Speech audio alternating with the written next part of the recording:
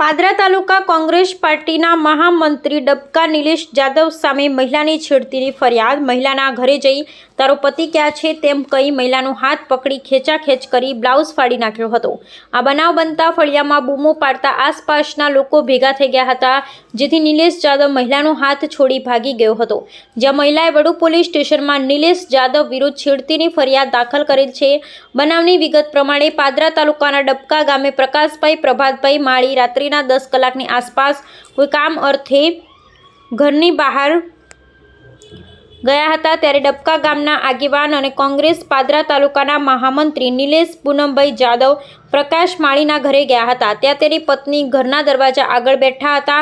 ત્યાં જોઈને કીધું કે તારો પતિ ક્યાં છે? તો ફરિયાદીભાઈને કીધું બહાર ગયા છે, તમારે શું કામ છે? ત્યારે આ કામના આરોપી નિલેશ જાદવે મહિલાનો ડાબો હાથ ઝાલીને ખેંચાખેંચ કરી અને મહિલાનો બ્લાઉઝ ફાડી નાખેલ, જેથી ફરિયાદીભાઈને બૂમાબૂમ કરતા ફળિયાના લોકો દોડી આવતા નિલેશ પૂનમભાઈ જાદવ ભાગી ગયા। આ બનાવની જાણ તેના પતિને થતાં મહિલા અને તેના પતિ વડુ પોલીસ સ્ટેશન પહોંચી નિલેશ પૂનમ જાદવ વિરુદ્ધ છેડતીની ફરિયાદ આપતા પોલીસે છેડતીનો ગુનો નોંધી નિલેશ જાદવની ધરપકડના ચક્રો ગતિમાન કર્યા છે। આ બનાવ બનતા સમગ્ર તાલુકામાં ખળભળાટ મચી જવા પામ્યો અને રાજકીય મોરચે સોપો પડી જવા પામ્યો છે।